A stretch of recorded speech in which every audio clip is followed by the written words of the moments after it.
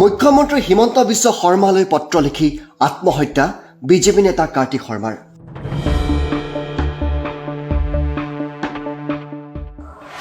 এওঁলোকক শাস্তি দিয়ক, মোৰ আত্মাই শান্তি পাব। মুখ্যমন্ত্ৰীলৈ 3 পৃষ্ঠাৰ ছুইচাইড নোট এজন দুৰ্ভগীয়াৰ। এটা পৰিয়ালত এতিয়া কান্দোনৰ ৰোল। গোলোকগঞ্জৰ বিজেপিৰ টাউন মণ্ডলৰ কোষাধ্যক্ষ কাৰ্তিক শৰ্মাৰ ঘৰ এইখন।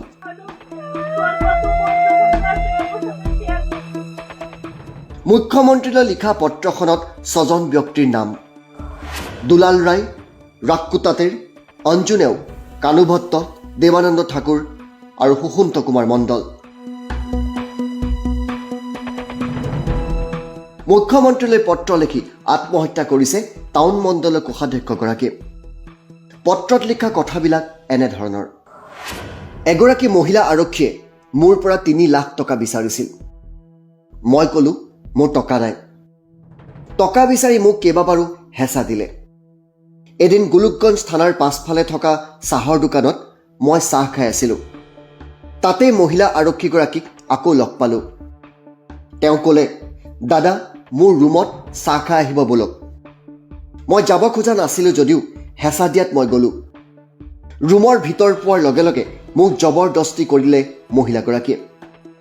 মই সহযোগ নকৰাত তাই মানুহ মাতি অনাৰ ভাবুকি দিলে মোক। মই ভয় খাই তাইৰ কথা শুনিবলৈ বাধ্য হ'লোঁ। তেনে অৱস্থাত মোৰ এখন ফটো তুলিলে মহিলাগৰাকীয়ে।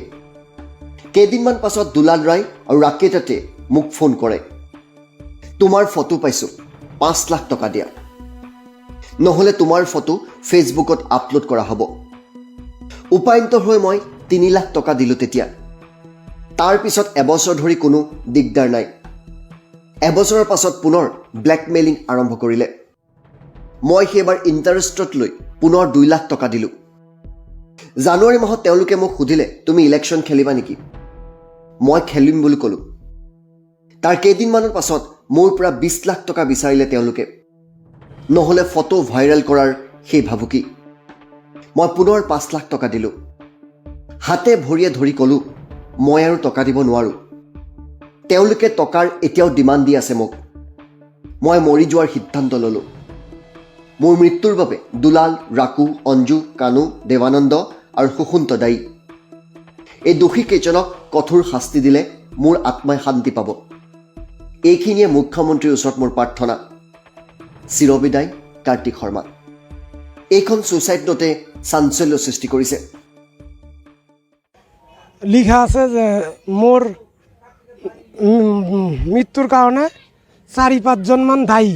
থানাৰ পৰা আহি পেলাই ডেড বডিটো নমালে। নমাৰ পিছত তাৰ পকেটত ইনকুৱাৰী কৰিলে, তাৰ পকেটত মোবাইল ওলাল আৰু ছুইচাইড নোট এটা ওলাইছে। কোন কালপিককেইটা মাৰিলে সেইকেইটাক মানে একদম ইমিডিয়েটলি কঠোৰ শাস্তি দিব লাগে। ইতিমধ্যে পৰিয়ালৰ লোকে আৰক্ষী থানাৰ কাষ চপাৰ সিদ্ধান্ত গ্ৰহণ কৰিছে আৰু ছুইচাইড নোট অনুসৰি সমস্ত ঘটনাত নাম সাঙুৰ খাই পৰিছে এগৰাকী মহিলা আৰক্ষী। আমিৰ আহমেদ আৰু কাজী আলম, টাইম 8।